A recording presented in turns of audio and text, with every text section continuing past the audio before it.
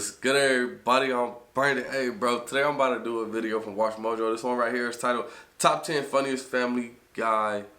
Oh, I was about to say Family Guy Moments. This is Family Guy Cutaways. Y'all request this on Tribute. I got y'all. So this is going to be like, sorry, I got my retainer on. That shit is tight. Because I don't be wearing it like that no more. I got to start, but it's hella tight. Anyway, it's going to be like when they're reminiscing about something. You know what I mean? And then it cuts away to something else. So that's what this is about to be, all the little cutaways like that. Them shits are hilarious already. And this is the top 10 funniest? Nigga, I'm about to be in this bit cracking up. As y'all can see, your boy a little faded. Oh, that's gonna be hilarious. Anyway, before I do it, make sure y'all leave a comment down below. Let me know what y'all want to see me react to next. I'm ready to go. So let's go, man.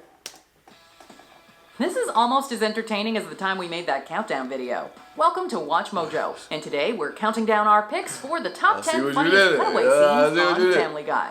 Before we begin, we publish new content every day, so be sure to subscribe to our channel and ring the bell to get notified about our latest videos. For this list, we're paying tribute to what we believe are the funniest non-sequiturs, tangents, and or interrupting scenes of Seth MacFarlane's hit animated sitcom, based on the setup, context, and punchline. We'll only be covering the... Bro, did y'all see that? This nigga took her glasses off with his booty. Bro, I'm done. Look, nigga. This nigga took his glasses off with her booty. Non-sequiturs, tangents, and or interrupting scenes of Seth MacFarlane's hit animated sitcom, based on the setup, context, and punchline. We'll only be covering the actual cutaway scenes, so TV spoofs fresh out of the Griffin family's television are ruled out. While the gags themselves are usually irrelevant to the main episode plot, the setup could have potential spoilers. Number 10, Will Smith's nice clean rap. After successfully winning over the popular kids, Stewie thinks that he's even better than Will Smith's nice clean rap. We then cut to the Fresh Prince himself in the recording booth laying down a lukewarm beat about good behavior. I respect women when I'm on a date. I take them to the park or maybe a museum and I only try to kiss them if they're ready. Woohoo! The DVD commentary states that this cutaway was a jab at Will Smith's rap song, Parents Just Don't Understand. You'd expect someone with Smith's comedic abilities to be a little less kid-friendly with his music. But to be fair, his own work wasn't like your typical vulgar rap numbers. Wipe your shoes on the mat when you come in the house. Someone just clean that floor. Woohoo! Say what? This gag just takes that fact to hilarious new levels, showing what would happen if he went full-on squeaky clean with his music. Number 9, Fire Truck's documentary on National Geographic. Oh, shit, after answering an easy trivia question during game night, Peter counts his blessings that he watched a National Geographic special about fire trucks. We then cut to a small snippet from the aforementioned documentary, where we see a fire truck stalking an animal herd, not unlike a lion. Once it's found its meal, the truck protects it from savage ambulances hoping to snag a bite. The ambulances will have to wait their turn. This gag is too ridiculous to not be funny, and it even has a follow-up near the end of the episode. Peter catches a fire truck stalking outside his house, but the truck shows him why it's the king of the emergency vehicles.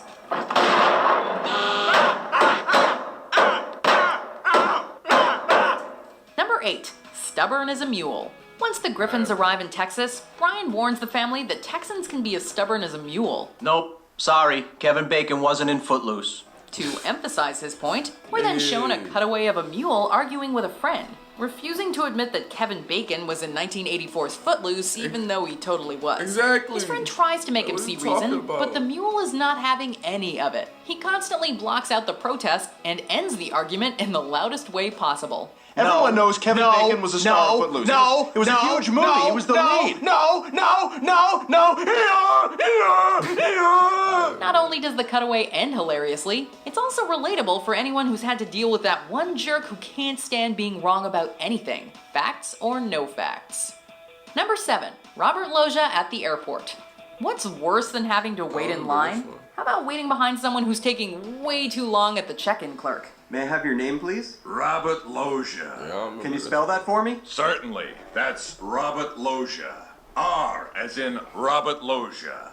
O as in, oh my God, it's Robert Loggia. Peter recalls a time when he was forced to experience this very scenario when he was stuck behind Robert Loggia checking in at the airport. That doesn't sound so bad. Except Robert agonizingly spells out his name with expressions about calling attention to himself. T as in Tim. Look over there. It's Robert Loggia. Space. L as in look. It's Robert Loggia. We can't say if Robert was really like this, but the situation is just too bizarre to not be funny. Especially considering how frustrating going through an airport really is. The one downside is that we don't get to hear Robert finish spelling himself out. Not okay!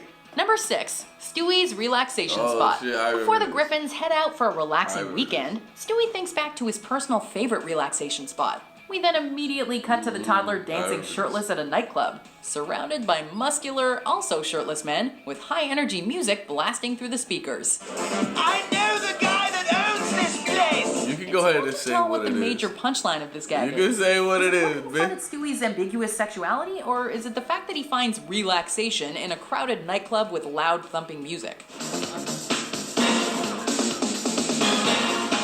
Either way, it offers a short and funny look into how our favorite sociopathic baby unwinds after a long, stressful day of plotting and scheming. Number 5, Alan Rickman calls himself.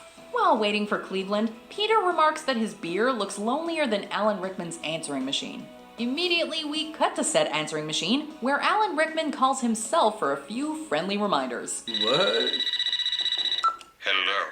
You've reached Alan Rickman at 555. How do I know this dude voice? 0122. Sound like Snape. Please leave a Professor message Snape. at the beep. From It's sad that people are too scared to get on a call, but it's also hysterical to hear such simple memos to himself being spoken in his trademark That sound like Professor intimidating Snape, tone. nigga. Obvious.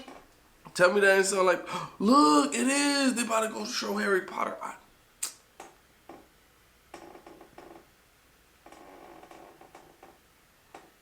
They couldn't get the real Alan to voice himself. It would have been a miracle if they could, but Alex Sulkin does a fairly impressive impersonation, right down to his mannerisms. Alan, it's me again. Remember that turtle joke for the party? If Alan were still alive today, we're sure he'd be flattered. He's not alive? Or at least have a good chuckle. Number 4, R.I.P., man. Peter joining book club. Peter gets invited to Ryan Reynolds' housewarming party, and he believes it'll be way more fun than what usually happens on Friday nights at the Griffin home. It turns out that Friday is the night Lois hosts her book club meeting. She invites Peter to join them, he cheerfully says yes, and then gruesomely breaks his own neck. Yeah, that sounds great. Anything beats what goes on at my house Friday nights. Hey, Lois, what's going on here? Oh, it's my book club, Peter. Come, join us. Oh, okay. It's true that not everyone wants to be dragged into a book club, but this is a bit of an overreaction on Peter's part. On the other hand, maybe he just doesn't want to relive his last book club meeting. Here's another thing. The book can also be a hat. Either way, that is definitely one graphically effective method to escape an unwanted situation. Number 3, ladies and gentlemen, Mr. Conway Twitty. Nigga, he plays a whole Peter song. needs a quick distraction from an awkward moment, a poorly done joke, or to pad out the show. They call on a little help from the late Conway Twitty. Ladies and gentlemen, Mr. Conway Twitty. He does a whole song, and it's fire. It is fire, nigga. After those 6 little words, we cut to a short video of Mr. Twitty's musical performances, every now and then altered with photoshopped headwear for the musician. Ladies and gentlemen, Mr. Conway Beeman. While not always used gracefully, this has become one of Family Guy's most memorable running gags, and it definitely fulfills the need to create a diversion. Now, ladies and gentlemen, Mr. Conway Twitty. This dude is a fucking beast too, I swear.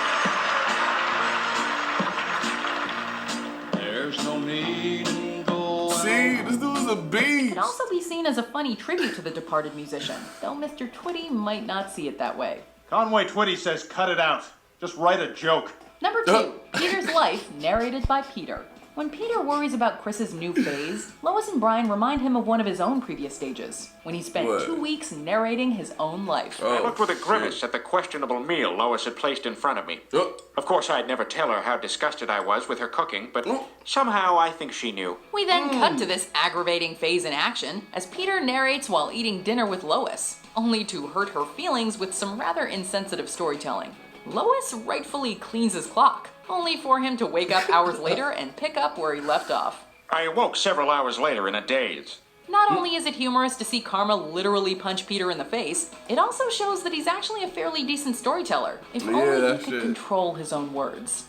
Before we reveal our #1 cutaway gag, here are some honorable mentions. This is an even bigger jackpot than when the Emperor figured out the formula for great Star Wars dialogue. Something, something, something, dark side. Something, something, something, the complete. All I gotta do is have a spiritual vision. I've had one before. They right. Complete. I remember that. The way they said it too, it was spot on, bro.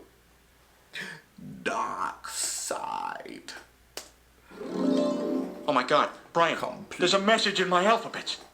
It says, ooh. Peter, those are Cheerios. Well, this was a lot of effort for nothing. Like trying to tell Matthew McConaughey how much he sucks. You know, Matthew, I may not ever get another chance to say this, so I just want to get this off my chest.